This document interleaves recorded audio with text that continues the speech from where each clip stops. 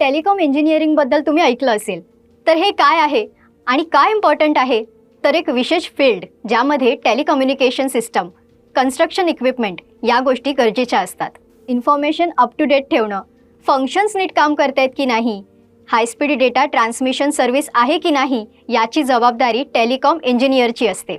Optical fibre cabling, IP network आणि microwave transmission system ते radio आणि सॅटेलाइट कम्युनिकेशन, वायफाय आणि ब्रॉडबँड टेक्नॉलॉजी यांसारखे वायरलेस कम्युनिकेशनसाठी सोल्युशन पण देतात. युनायटेड स्टेट्समधील टेलिकॉम इंजिनियरचा सरासरी पगार 86,000 अमेरिकन डॉलर म्हणजेच तब्बल 72 लाखाहून जास्त.